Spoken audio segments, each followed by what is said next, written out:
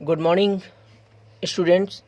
मैं Anil Kumar Janghel, lecturer physics, government higher secondary school Paragaon Khurd, block Dongargarh, जिला राजनांदगांव, छत्तीसगढ़ से हूं। और आज हम पहले अध्याय पहले यूनिट स्थिर विद्युत का पहला अध्याय विद्युत आवेश और क्षेत्र के बारे में अध्ययन करेंगे। स्थिर विद्युत जो यूनिट है उसके अंदर दो पार्ट आएंगे, दो अध्याय आएंगे, विद्युत आवेश एवं क्षेत्र और स्थिर विद्युत विभव एवं धारिता। इसके अंतर्गत हम पहले अध्याय का अध्ययन करेंगे विद्युत आवेश एवं क्षेत्र के बारे में। उससे पहले हम जान ले विद्युत जो होगी वो दो प्रकार की होती है। एक जो है यहाँ पे हमारे पाठ में जो मिलेंगे वो दो प्रकार की विद्युत मिलेंगे। एक जो है स्थिर विद्युत और दूसरा है गतिशील विद्युत। इसके अंतर्गत हम पहले अध्याय के अंतर्गत हम स्थिर विद्युत के बारे में अध्ययन करेंगे और उसके अंतर्गत हम दो पाठों का अध्ययन करेंगे, विद्युत आवेश एवं क्षेत्र एवं स्थिर विद्युत विभव एवं धारिता के बारे में।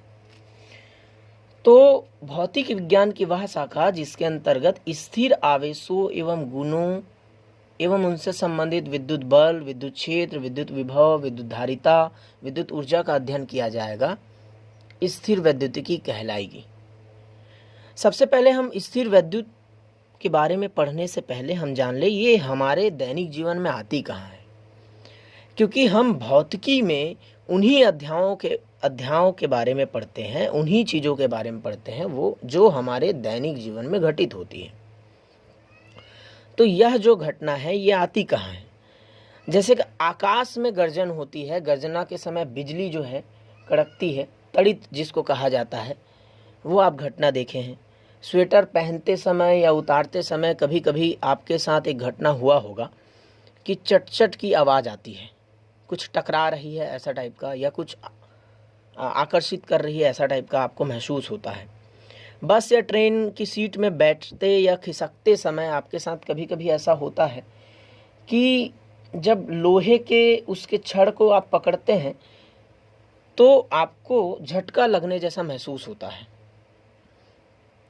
कंघी करते समय भी आपने देखा है, कंघी सूखे बालों में जब आप कंघी करते हैं कभी कभी आपने महसूस किया होगा कि सूखे बालों में कंघी करने के पश्चात जब आप धूल के कणों के पास उस कंघी को ऐसे लेके आते हैं तो आपने देखा होगा धूल के कण उसमें चिपक जाते हैं। टीवी के पास भी जब आप कभी कभी आप देखते हैं, टीवी चालू है या मॉनिटर चालू है कंप्यूटर का, तो उसके पास जब आप हथेली लेकर जाते हैं अपने, तो हथेली को वो आकर्षित करता है या चट-चट की आवाज़ जो है वो सुनाई देती है आपको।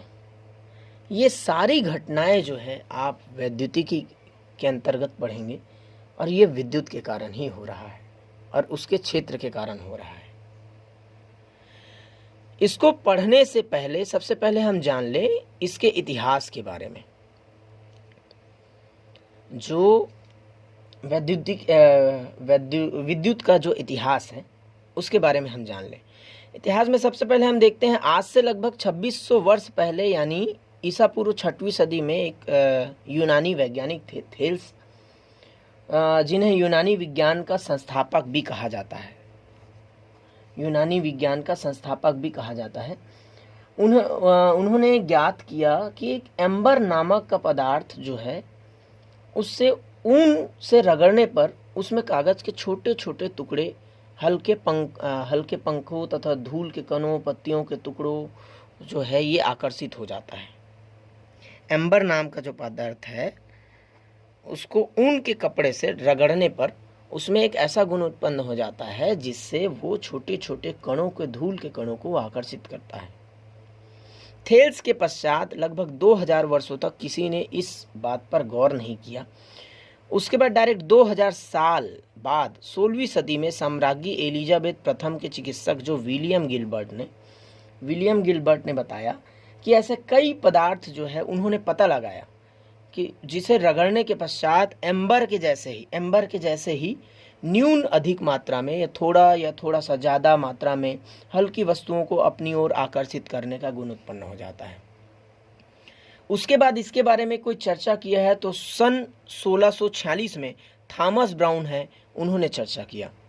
थॉमस ब्राउन है वो चर्चा करते हैं और वो चर्चा करते हुए उन्होंने कहा जिसके कारण पदार्थ को रगड़ने पर या उसमें आकर्षण का गुण उत्पन्न हो जाता है।